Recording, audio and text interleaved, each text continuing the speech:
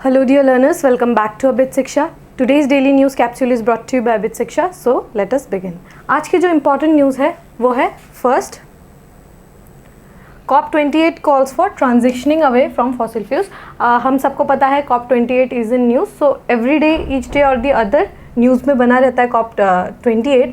So Dubai में जो हो रहा है तो उसकी रिगार्डिंग इन न्यूज़ है, so we will cover that. Second is India votes in favour for immediate cease fire in Gaza by Israel. So पहले जो ये सीज फायर था उसमें India had took this stand कि जो है एक सीज फायर होना चाहिए. तो इस बार भी उन्होंने बोला कि सीज फायर जो होता है ह्यूमैनिटेरियन सीज फायर वो होना चाहिए. ठीक है. Third is house passes bill to set up central tribal university in Telangana. This is very important and this could be very well asked in the prelims examination. So this is very important. ठीक है. और fourth is New Delhi declaration on artificial intelligence adopted. ठीक है. So this is also very important news with respect to prelims and mains. ठीक है.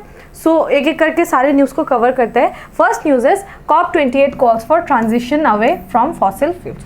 So आपको पता है कि COP28 जो है वो हो रहा है, राइट. COP28 हो रहा है और उसमें कोयले को लेकर मतलब कोल को लेकर जो है काफ़ी ज़्यादा फोकस में और हमेशा न्यूज़ जो है वो बना रहा है. क्यों? बिकॉज कोल जो है वो क्या है, ग्रीन हाउस गैसेज है. ठीक है. ग्रीन हाउस गैस है, एमिट करता है ग्रीन हाउस गैस जो है काफ़ी हाई लेवल पे.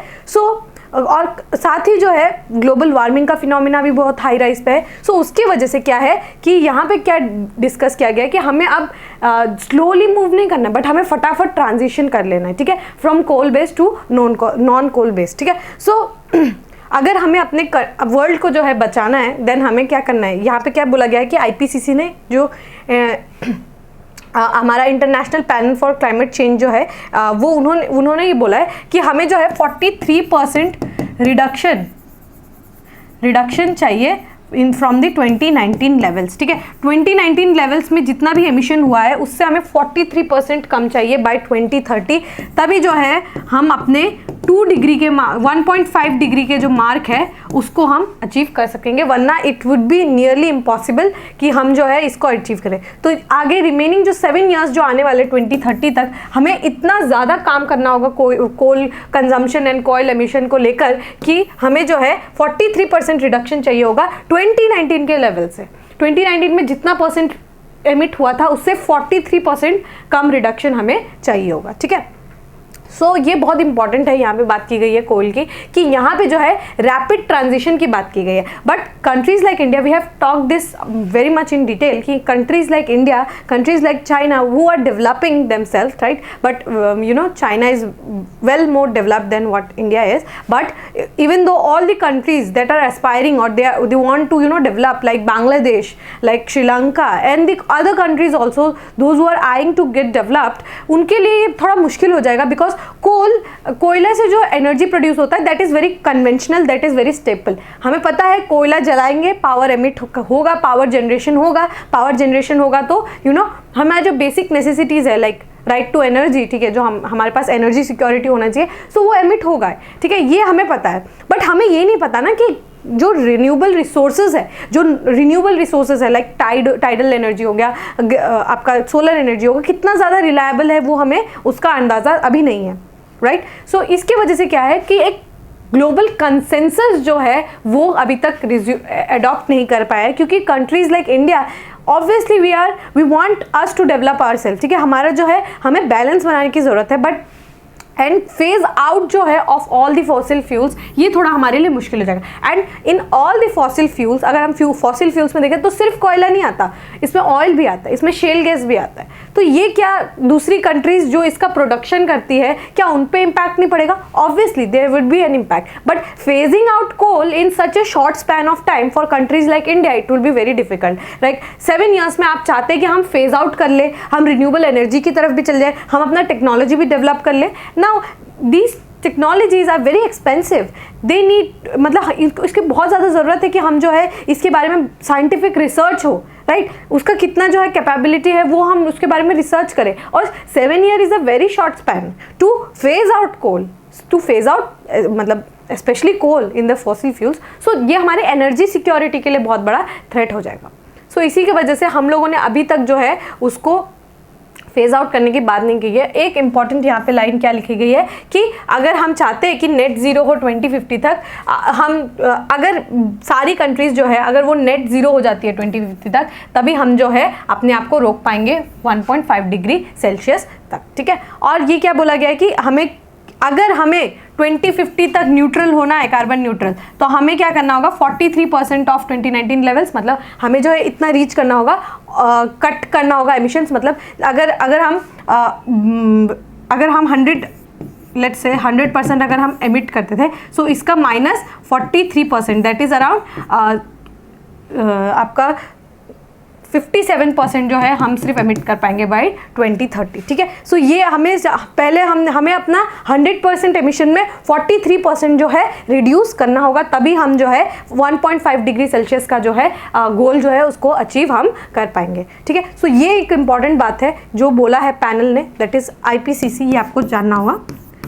IPCC, inter governmental panel on climate change, ठीक है। This is very important body. आप जब पढ़ेंगे इसके बारे में, ऑब्वियसली जब आप पढ़ेंगे तब आपको ये टॉपिक ज़रूर आएगा। IPCC is a very important body. आपको UNFCCC के बारे में जानना है, आपको रियो समिट के बारे में जानना है। रियो समिट, इसको हम अर्थ समिट भी बोलते हैं, ठीक है। अर्थ समिट के बारे में जानना है, रियो समिट के बारे में जानना है, UNFCCC के बारे में भी आपको इसमें जानना होगा, ठीक है।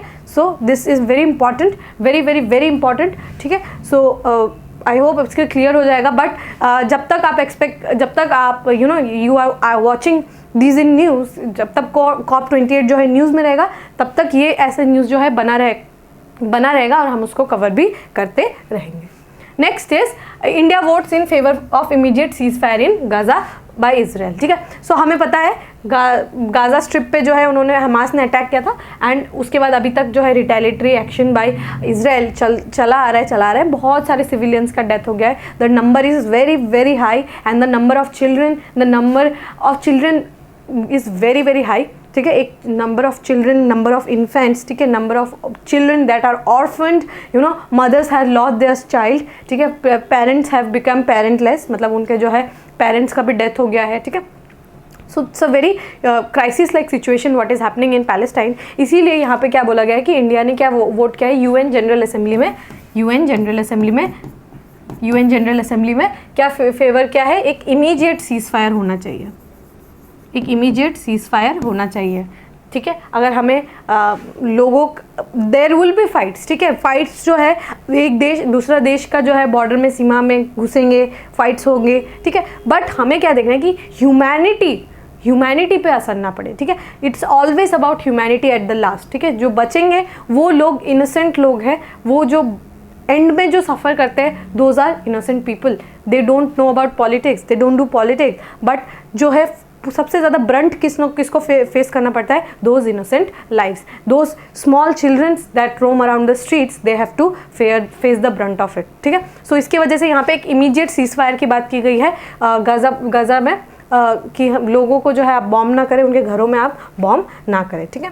But India time and time again has condemned the Hamas's activity, because Hamas जो है एक टेररिस्ट ग्रुप है, ठीक है। India has always condemned the terrorist activities in every part of the world, ठीक है। क्योंकि हम जो है, हमें पता है कि टेररिस्ट एक्टिविटीज़ में how many lives we have lost, ठीक है, how much disturbance they other parts have created in India. So we understand the importance of condemning terrorist activities. So हम लोगों ने टाइम एंड अगेन हमने जो है condemn किया है किसको, टेररिस्ट एक्टिविटीज़ को, and we have also condemned Hamas for their terrorist activity जो उन्होंने इजराइल पे किया था। We have always supported, and important thing is we have always supported the 2 state theory, या फिर इसको डी-हाइफिनेशन भी बोलते हैं, ठीक है।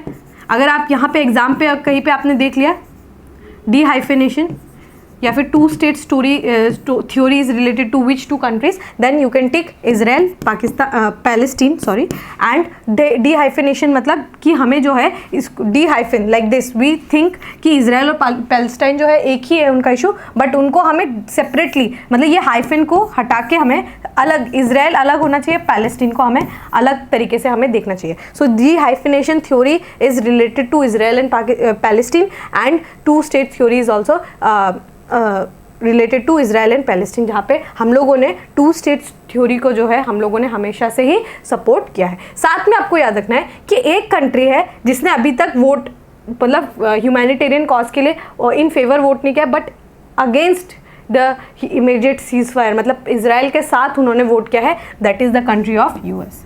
ठीक है, यूएसए ने जो है वो वोट अगेंस्ट में किया है, they have voted against cease fire. ठीक है, ये आपको याद रखना है,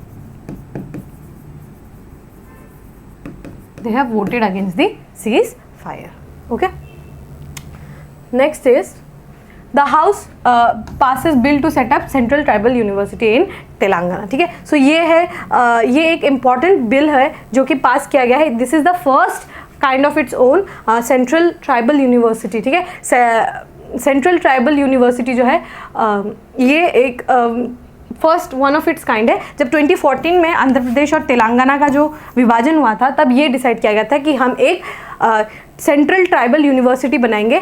तो इस ट्राइबल यूनिवर्सिटी को क्या बोला जाता है, सरक्का समक्का। ठीक है, सरक्का समक्का या फिर समक्का सरक्का यूनिवर्सिटी भी इसको बोला जाएगा। ठीक है, सो ये क्या है सरक्का Sammakka, this is a very important ritual. ठीक है, ये आंध्र प्रदेश का जो है या फिर करंट जो तेलंगाना है वहाँ पे ये बहुत बड़े तरीके से सेलिब्रेट किया जाता है। ठीक है, समक्का जो है, समक्का जी और Sarakka ji, these are mother and daughter. ठीक है, मदर एंड डॉटर,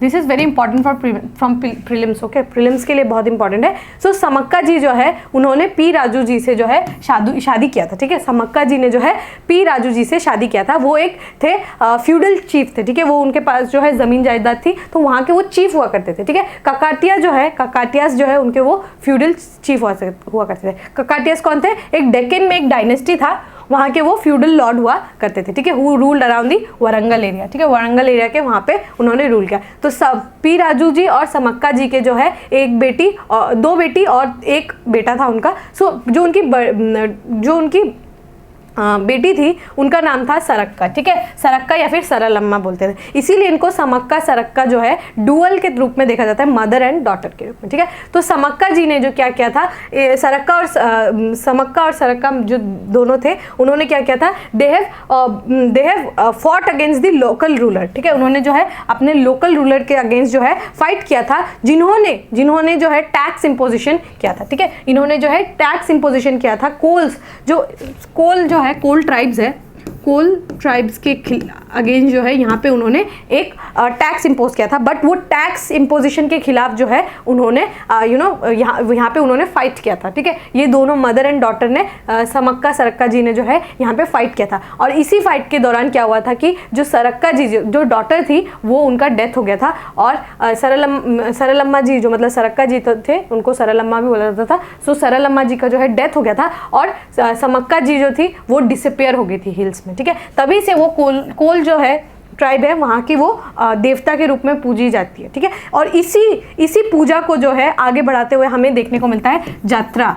ठीक है, जात्रा जो है या फिर हम जात्रा भी बोलते हैं। सो ये जात्रा जो फेस्टिवल है इसको माना जाता है कि इट इज़ द सेकेंड कुंभ, मतलब कुंभ मेले में जितना भीड़ होता है सेकेंड लार्जेस्ट फेस्टिवल है इन इंडिया। ओके, सो कुंभ मेले के बाद हमें इतना ज़्यादा जो है देखने को मिलता है, श्रद्धालु जो है अलग अलग छत्तीसगढ़, रायपुर, जहाँ पे भी जो है लोग जो कम्युनिटी से बिलोंग करते हैं and other communities also, they come and they see and attend this festival. ठीक है, तो जत्रा जो है कोल नहीं, कोयास। ठीक है, I am sorry, it's not Kols but it is Koya tribe.